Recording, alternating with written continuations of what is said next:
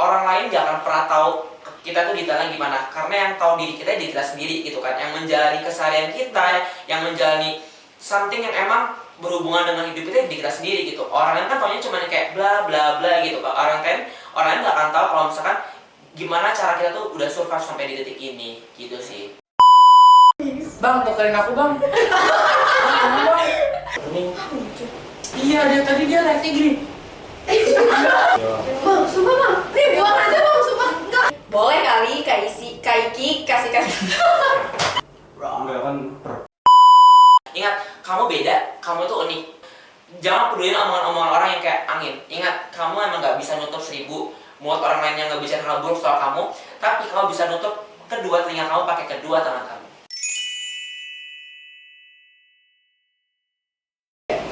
Halo semuanya. Selamat datang di podcast Kipera, kegiatan Persatuan Negara.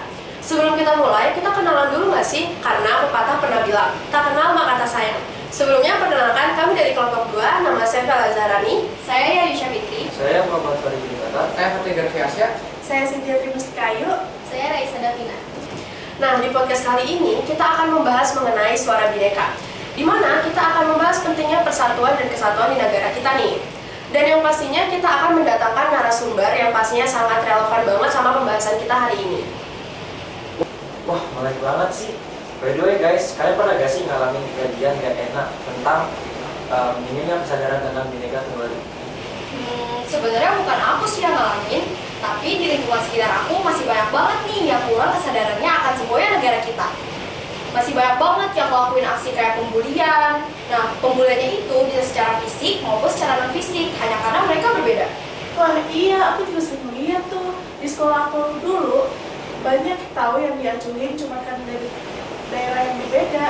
Padahal kita sama-sama Indonesia nggak sih? Harusnya kita support gitu. Bener banget, aku sendiri juga punya pengalaman waktu sekolah dulu. Ada temen yang dijauhin cuma gara-gara cara ngomongnya aneh. Kan padahal itu dipikir-pikir itu justru keunikan yang bikin Indonesia kaya nggak sih? Iya, aku setuju banget tuh.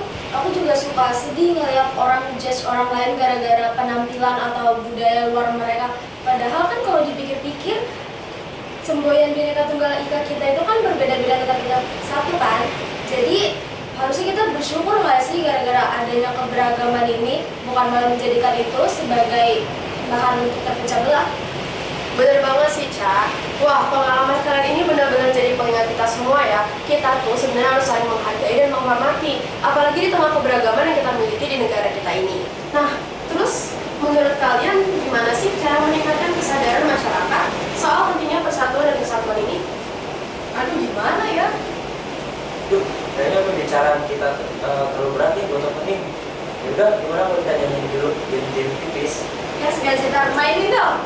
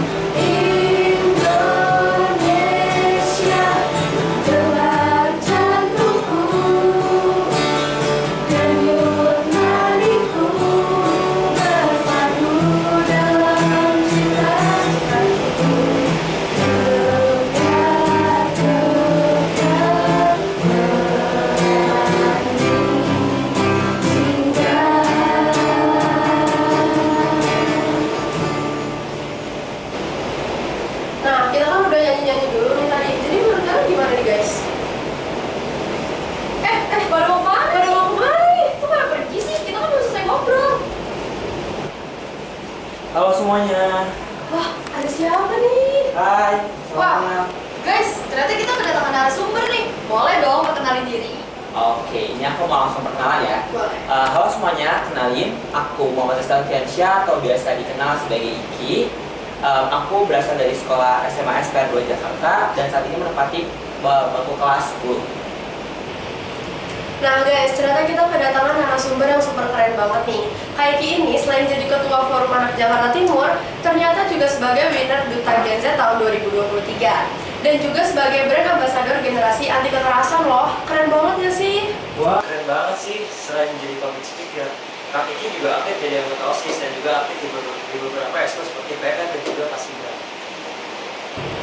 Sebelum kita mulai ke inti pembahasan kita, boleh gak nih kita tanya-tanya dulu, kira-kira kegiatan sehari-hari Kak Iki gimana sih? Boleh banget dong pastinya. Untuk akhir-akhirnya aku lebih sering ini sih, lebih sering ikutin kegiatan aja. Kalau misalkan emang lagi ada undangan, aku coba punya undangannya, atau mungkin ada kayak podcast ini juga nih, aku juga coba untuk berkunjung ke podcast itu. Itu sih. Wah, Kaiki ternyata bener-bener remaja yang aktif banget ya guys. Terus aku juga mau nanya nih, Kaiki bisa sekeren dan sehebat ini tuh awalnya emang menemukan potensi sendiri atau ada yang latih nih? Oke, aku izin jawab pertanyaannya ya. Sebelumnya, mungkin kan dari awal kelas 7 itu udah coba kepo gitu kan sama dunia organisasi gitu.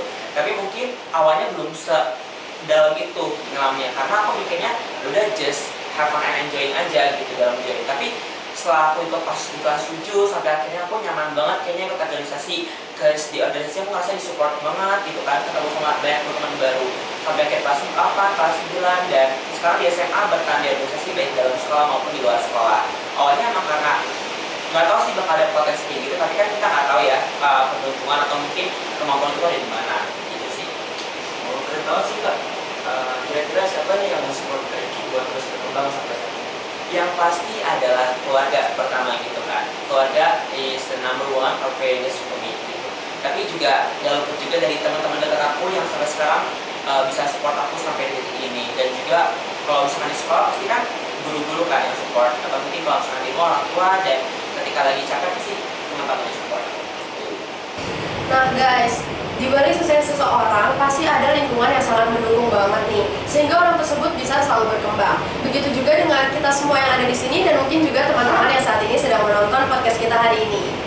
Kaiki ini benar-benar menginspirasi orang-orang lain loh, terutama remaja seperti kita ini. Kalian bisa banget nih jadiin Kaiki sebagai inspirasi kalian agar terus berkembang ke depannya. Oke, kita mulai aja ya kali ini pembahasan kita. Menurut Kak Iki nih, Bhinneka Tunggal Ika itu apa sih? Dan apa fungsi dari Bhinneka Tunggal Ika itu sendiri? Oke, secara jelas aja namanya udah Bhinneka Tunggal dan Ika gitu kan. Kalau misalkan SD kan kita sering dengarnya meskipun berbeda-beda tapi kita satu jua gitu kan. Tapi setelah aku kulik lebih dalam lagi, aku menganggap bahwasanya Bhinneka Tunggal Ika lebih ke satu atau bersama gitu kan. Karena aku melihat di sini banyaknya perbedaan tidak menutup kebersamaan, tidak menutup persatuan. Makanya aku bisa menyebut kayak bahwasanya bener sih, dari SD aku selalu di doktrin bahwasanya Bhinneka Tunggal Ika, meskipun berbeda-beda tapi tetap satu. Bener banget, aku bener-bener ngerasain makna dari Bhinneka Tunggal itu ketika SMP.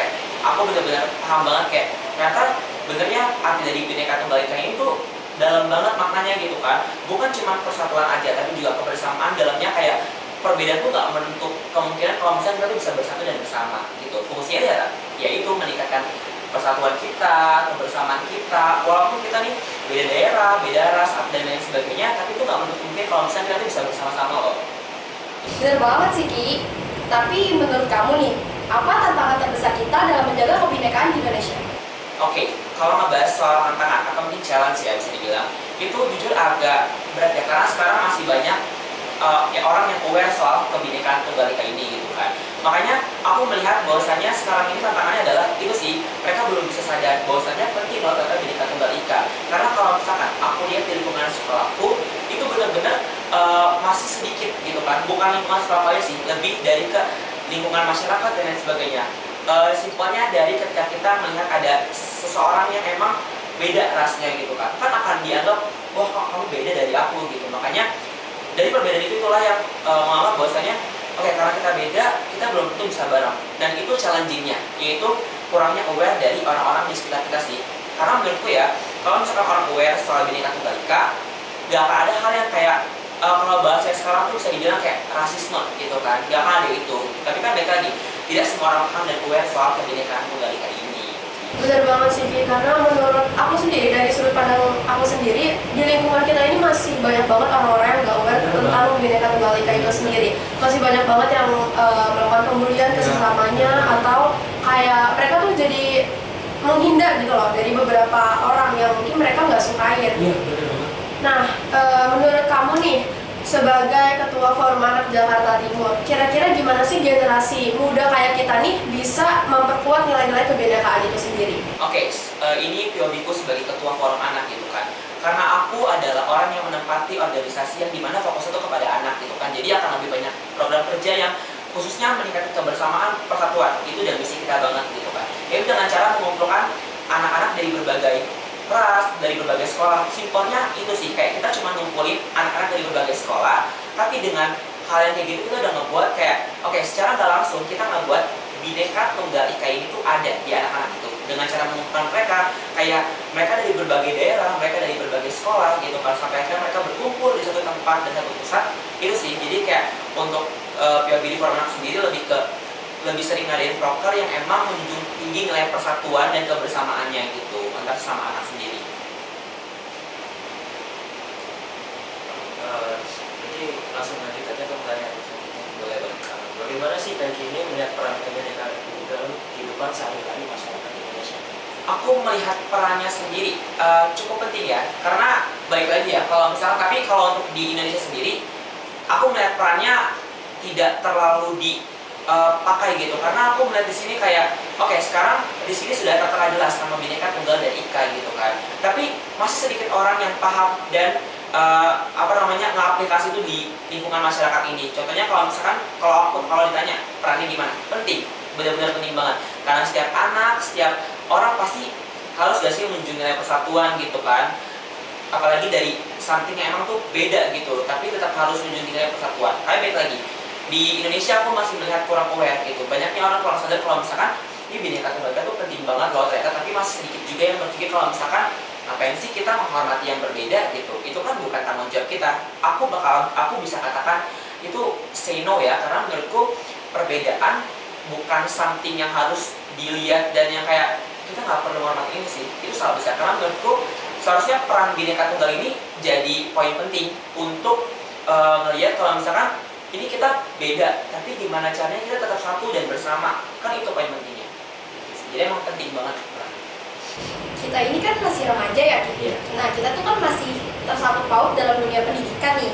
Kalau menurut kamu, dari kamu sendiri, apa peran pendidikan dalam menanamkan nilai-nilai kebinekaan? Oke, simpelnya kayak sekarang lebih banyak gini sih, dari perpindahan kurikulum 13 dan kurikulum Merdeka. Oh iya. Kurikulum Merdeka kan sekarang lebih banyak melibatkan siswa atau siswinya dalam Kerja kelompok, kerja ya, kelompok benar. ya kan.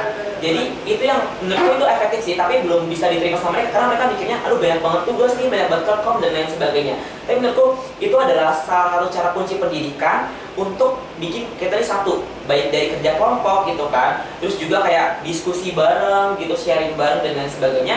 Itu udah jadi poin penting sih. Kita bisa lihat simpel dari situ, lebih simpelnya di situ. Kayak lebih banyak sekarang kelkom dibanding tugas-tugas individu gitu kan. Karena aku melihat sekarang kayak, wah, kalau ngeliat sekarang nih dari semester 1, jadi tuh pengalamanku ya, semester 1 di SMA ini, kelas 10 ini, lebih banyak pembuatan makalah. Bayangin, makalah udah di kelas 10, pasti berat banget gak sih?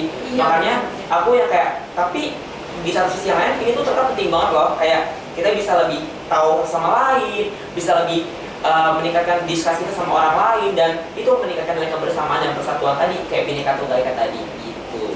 Nah, benar banget. Karena sebelum pertanyaannya itu adalah gimana cara kita buat mengembangkan nilai bineka dalam hal pendidikan, yang seperti contohnya yang sudah Kak Iki bilang ini guys. Contohnya tadi dengan kerja kelompok yang Bener banget. di kelas 10 ini udah banyak banget. Iya. Nah, itu tuh makin ngedorong kita buat harus menjadi murid yang lebih aktif lagi. Benar. Apalagi sekarang juga ada P5 Iya, yang membuat benar banget. murid ini benar-benar harus mandiri dan ngembangin kreativitas mereka. Nah, menurut Kak Iki sendiri, karena udah dari pendidikan, kita move on nih ke mengenai teknologi. Menurut Kak Iki, sejauh mana sih teknologi atau media sosial mempengaruhi keberagaman budaya di Indonesia kita ini?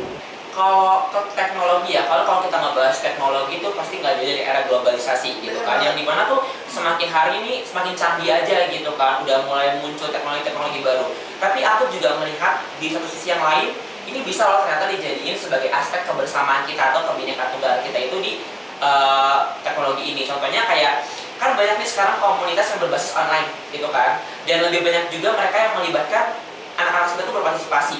Contohnya banyak organisasi lainnya kayak duta dan lain sebagainya itu kan lebih banyak berbasis online gitu kan. Makanya aku pikir dengan teknologi atau simpelnya cuman punya handphone aja, kita bisa mencakup relasi di seluruh dunia gitu kan, baik itu game, organisasi dan lain sebagainya. Menurutku simpelnya kita bisa nilai persatuan dari situ dulu sih. Kayak kita ngeliat dari poin kebersamaan, karena aku ngeliat nih ada temen yang dia main game gitu kan, just game aja, tapi dari game itu mereka bisa kenal relasi dari berbagai negara, berbagai dunia dan lain sebagainya dengan cuma main game aja gitu, atau mungkin dengan ikut organisasi luar negeri atau mungkin dalam negeri, itu bisa dapat banyak banget relasi. Dan itu kan aku jadi melihat penting kan, bahwasannya teknologi ini kalau misalkan orang lebih banyak kenal teknologi, banyak hal buruknya gitu kan, kayak kita jadi lebih kecanduan dan lain sebagainya. Tapi tetap ada loh di satu sisi yang lain tuh punya impact yang baik, contohnya ini meningkatkan nilai persatuan dan kebersamaan gitu. Kalau ini ngomongin hal positifnya, pasti ada hal negatifnya dong. Pasti ada, pasti Ya ada. kan? Kalau aku sih sering baca-baca gitu ya di komen-komen IG, itu tuh masih ada aja tuh yang cyberbullying Cyberbullying. gitu, ya kan? Kalau menurut kamu gimana tuh Ki buat ngatasin itu? Oke, sebenarnya kalau kita ngebahas spesifik bullyingnya sendiri, kita tidak pernah bisa menghilangkan bullying itu sendiri karena rantainya akan terus berulang, terus siklusnya akan sama aja gitu, buruk konteksnya. Tapi kan karena aku melihat kayak, wah ada video, kalau nggak salah pernah tren, yang konteksnya aku nggak pernah ngomong kasar selama 5 tahun. Oh iya, tahu. Itu viral Gitu banget kan. sih. Padahal kalau kita lihat lagi, konteksnya kan baik gitu kan, dia cuma pengen kasih tahu kalau misalkan oke, dia berhasil gitu kan dengan mengurangi berkata kasar selama 5 tahun, itu udah pencapaian menurut gitu kan. Tapi stigmanya malah lain gitu kan, stigmanya malah dibelokkan, stigmanya malah disimpangkan, bahwasannya itu adalah hal yang kayak, wah ini lo di era-era kayak gini masa iya nggak ngomong kasar gini kan. Malah banyak sekarang akun parodi-parodi yang kayak bilang aku nggak ngomong kasar 5 tahun, tapi dia secara nggak langsung diri hal yang kayaknya nggak pantas banget gitu kan. Dan yang lebih mirisnya lagi, yang ngeparodin adalah orang-orang yang emang sekiranya punya figur yang baik gitu. Aku miris lihat dia itu, karena di saat banyaknya hal buruk yang ditunjukin di sosial media, tapi dia berani nunjukin hal yang beda, khususnya di platform itu ya, karena nggak semuanya di platform tunjukin hal yang baik ya sih. Tapi ketika ngeliat komennya, miris banget ya, ternyata nilai persatuan, kebersamaan atau saling menghargai dan menghormati itu kayaknya kurang gitu, minus banget gitu kan. Padahal kalau kita lihat telah lagi lebih baik dalam videonya, itu maksudnya baik banget. Dia cuma pengen mengedukasi bahwasannya kita bisa loh sebagai manusia nggak ngomong kasar, kita bisa loh nggak ngomong kotor gitu kan, dengan cara ngurangin gitu. Tapi ternyata stigmanya malah dibelokkan, disimpangkan, sampai akhirnya muncullah statement pro dan kontra di situ gitu sih. Bener banget sih, kayak zaman sekarang tuh kalau orang ngupload sesuatu yang positif, malah mereka tuh dikira sebagai orang-orang pick me gitu. Bener Dan banget. jadinya malah dijadiin sebagai bahan bullying dengan cara mereka ngebikin parodi dari Iya, video tersebut bener nggak sih? banget. Nah, kalau kita ngebahas ini nih tentang bullying membully, kira-kira kayak gini pernah nggak sih ngalamin konflik karena berbeda latar belakangnya? Dan gimana kayak gini nyikapin konflik tersebut? Sebenarnya ada suatu ketika aku mengupload konten di platform Instagram gitu kan. Videonya tembus 2 juta kalau nggak salah saat itu. Keren Dan banget dong. videonya tentang itu satu lagi menyampaikan quotes aku catatan gitu. Dan ternyata waktu ngeliat komennya, stigmanya dianggap menyimpang gitu kan. Saat itu aku menyampaikan bahwasannya ngapa kita buat salah gitu, tapi yang terpenting adalah tidak mengulangi kesalahan tersebut. Itu poin pentingnya. Tapi ternyata malah melihat sisi lain dariku gitu, karena pada itu aku menyampaikan dengan gestur tanganku gitu kan, gestur public speakingku gitu. Aku memanfaatkan platform itu. Tapi di komennya malah yang ada, kalau bisa sekarang tuh disebutnya sebagai ini sih, masculinity bullying gitu, kayak tentang kemaskulinan gitu dibully. Padahal menurutku adalah ada aspek penting yang disampaikan gitu, sampai videoku di repost sama akun-akun mahasiswa dan lain sebagainya. Tapi nggak luput juga ada statement pro yang mengatakan bahwasannya ini kita terlalu fokus ke kesalahan orang itu tanpa padahal ada poin pentingnya gitu kan. Makanya itu sih, sampai akhirnya aku ada down sedikit karena menurutku kayak sebenarnya maksudku nggak gitu loh, aku cuma pengen nyampein poin-poin pentingnya aja gitu kan. Tapi kok malah dianggap gini. Dan setelah aku lihat akun-akun yang komen ya akun-akun orang-orang yang emang sekiranya ya kayak gitu deh, yang agak sedikit berbeda denganku gitu kan. Terus juga video tembus 2 juta di repost gitu kan, sampai akhirnya masuk YouTube juga. Aku yang kayak oke nggak apa-apa, tapi ini bukan something yang ngalangin aku untuk bisa eksplor lebih jauh lagi. Karena aku menyikapinya adalah gini, orang lain gak akan pernah tahu kita tuh detailnya gimana, karena yang tahu diri kita sendiri gitu kan, yang menjalani keseharian kita, yang menjalani something yang emang berhubungan dengan hidup kita di kita sendiri gitu. Orang lain kan taunya cuma kayak bla bla bla gitu kan. Orang lain gak akan tahu kalau misalkan gimana cara kita tuh udah survive sampai di titik ini gitu sih. Bener banget. Aku mau nanya nih, Kaiki, kan Kaiki ini kan ada di forum anak ini. Pasti kan ada perbedaan gitu kan di situ. Jadi gimana sih pengalaman Kaiki ini hidup atau bekerja di lingkungan yang pasti beragam suku, agama, dan budaya? Oke, kan bikin orang lain sama atau menyamaratakan gak gampang ya. Apalagi berusaha untuk bikin mereka tuh adaptasi di situ, itu gak gampang. Tapi balik lagi peranku sebagai orang yang memandu di forum anak itu, tentunya aku pasti akan lebih sering ini sih mengutamakan discuss, musyawarah, dan mufakat. Karena aku mikirnya kayak ini kita beda gitu. Karena kalau lebih lihat di forum anak Jakarta Timur itu daerahnya beda-beda banget gitu kan. Meskipun satu kota tapi beda-beda daerahnya, ada daerah sini dan sebagainya. Tapi itu bukan halanganku sih untuk ya kayak oke, bukan berarti mereka beda itu jadi susah. Tapi aku menganggap bahwasanya ini kalau udah tahu kita beda, gimana caranya kita bisa adaptasi satu dengan yang lainnya. Karena yang paling penting adalah penyesuaian antara aku dan kamu dan lainnya gitu. Itu penyesuaian gitu. Sampai akhirnya terbitlah ya emang sih semua perlu dipaksa dulu sampai akhirnya paksa bisa dan terbiasa gitu sih. Nah, aku nih kan kemarin sempat buka question box gitu ya di IG. Aku nanya-nanya gitu sih tentang kebinekaan, intoleransi segala macem. Ada satu nih followers aku, dia bilang, dia cerita, dia tuh kayak anak pindahan gitu dari sekolah lain. Terus dia masuk, dia mutasi gitu. Nah, pas baru masuk tuh dia kayak dibully gitu sama temen-temennya karena dianggap beda gitu loh, Ki. Menurut kamu itu gimana? Tanggapan kamu sendiri? Wah, kalau ngomongin soal itu udah gak luput lagi dan gak jarang lagi sih. Tapi mungkin udah parah banget concernnya karena kayak wah ini lagi-lagi kita ngebahas soal perbedaan lagi nih gitu kan. Perbedaan ya simpelnya dari mutasi aja gitu. Yang menurutku seharusnya ini tuh gak perlu yang emang ini orang-orang kadang salah stigmanya kayak balik lagi ya ketika mereka ngeliat yang beda mereka kan kayak ih kita berbeda gitu kan. Tapi padahal ada something harus dilihat lagi nih orang pribadinya gimana, nih orang kebiasaannya gimana gitu kan. Terus tadi mendengar dari followers tadi, dia maksudnya kena intoleransi, kayak dia bisa dibilang dia kena karena perbedaan itu, karena dia dari sekolah lain gitu kan. Diskriminasi gitu. Iya, benar dia didiskriminasi sama pihak-pihak yang ada di sekolah yang dia baru tempatin ini gitu kan. Nah, aku mau pesan sama kalian yang emang saat ini ada di fase belum menerima perbedaan itu gitu kan.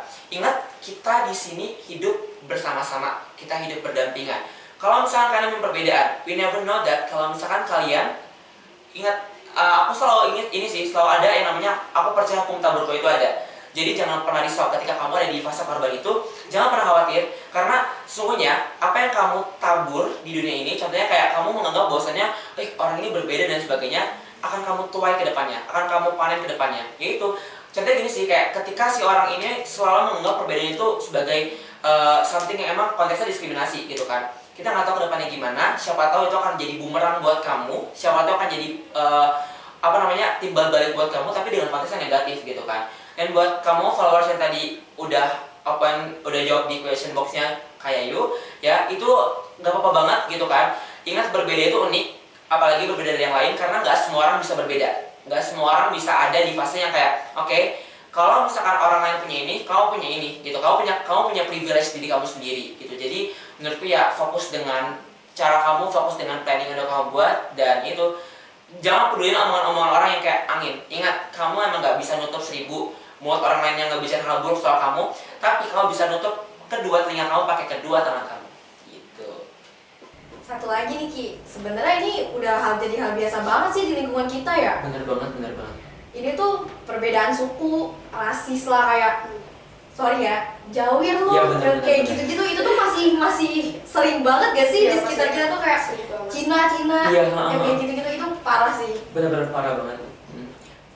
Kayak menurutku ya, kalau misalkan kan mungkin kalau misalkan kita spesifikasi ngomong kayak Cina, tapi kan ada orang lain kadang kayak wah aku nggak bisa diginiin gitu. Iya. Karena kan balik lagi ya, konteks dan perspektif setiap orang tuh beda-beda. Mungkin kalau misalkan ada orang yang ngomong ke Cina apa ya aku biasa aja gitu. Tapi nggak tahu nih kalau misalkan dia ngomongnya ke orang yang bener-bener kayak, terus kalau misalkan gue Cina kenapa gitu kan? Terus kalau misalkan gue Jawi kenapa gitu kan? Istilahnya jadinya kayak menurutku seharusnya ini sih yang harus diluruskan lagi, kayak ini tuh Cina tuh bagus gak sih? Sebenarnya tuh kalau misalnya kita lagi Cina tuh bagus gitu kan. Terus juga Jawi dengan konteks yang dibuat-buat, istilah yang dibuat ini harusnya kayak Oke, seharusnya kita nggak perlu pakai konten, tapi bercermin sama diri itu juga lebih penting gitu kan. Barangkali kayak kamu ngatain orang itu jauh dan sebagainya, atau banyak orang lain juga yang ngatain kamu tuh kayak gitu kan kita nggak tahu, karena semua akan jadi bumerang untuk diri kamu sendiri. Balik lagi ya, itu sih. Rasisme ini sih sepertinya udah apa ya, sudah Iya. dinormalisasikan di sekolah gitu sih. Ya jadi kalau di masyarakat maupun di masyarakat, di sekolah tuh pokoknya sering banget nih kita temuin rasisme kayak gini. Iya, benar banget. Masih sedikit orang yang sadar soal ini ya, gitu sih. Nah, kalau misalnya kita bicarain tentang rasisme yang terjadi di lingkungan kita nih, kira-kira menurut Kak Iki sendiri nih, gimana sih cara kita untuk membangun rasa saling percaya dan solidaritas misalnya di antara seumuran remaja-remaja kayak kita nih? Di antara banyaknya perbedaan yang terjadi, kayak misalnya ada suku, agama, dan lain-lain. Itu gimana sih caranya supaya kita tetap mau berteman dengan siapapun dan solidaritas kita tuh terjaga gitu? Oke, simpelnya kalau misalkan ketika kamu lagi berada di lingkungan sebenarnya sekolah sih, Iya, lebih sekolah. ini sekolah sih, kayak di sekolah juga masih mini banget ya sih soal persatuan gitu. Soalnya sekarang kan lebih, kalau misalkan nih aku melihat juga gitu kan, ke setiap sekolah atau mungkin setiap pengalamanku atau gosipku ke sekolah orang lain, itu ketika masuk kelas mereka udah kayak matok ini circle ini seperti ini. Ingat, benar. jadi circle-circlean itu nggak salah kalau konotasinya positif. Yang salah itu ketika kamu gunain circle kamu untuk hal-hal yang membenci orang lain, menghasut orang untuk membenci dan lain sebagainya, itu yang harus dipermasalahin. Nah, ini gimana sih cara ngebangun kepercayaan? Ingat ya, ngebangun kepercayaan itu sudah susah sih. Apalagi kita udah percaya sama orang itu, udah dikecewain dan ngebangun kepercayaan lagi gitu. Tapi gimana sih kita bisa ngebangun kepercayaan di lingkungan remaja dan ya itu bisa meningkatkan persatuan lagi. Simpelnya gini sih, kayak di sekolah seharusnya pihak sekolah juga punya peran penting gitu. Gimana caranya mereka bisa mempersatukan siswa dan siswinya secara aktif di sekolah gitu. Yaitu dengan cara bikin program yang emang sifatnya bisa meningkatkan persatuan, terus juga melibatkan dan bikin siswa sama siswi ini ikut andil di program yang mereka buat ini. Terus juga sih dalam belajarnya, seharusnya yang tadi aku bilang ya, circle-circlean gitu itu nggak salah, tapi mungkin yang lebih diperhatikan adalah kadang ada nih kelas di mana ini udah dapat circle kelompok, kan ada nih kelompok yang kayak istilahnya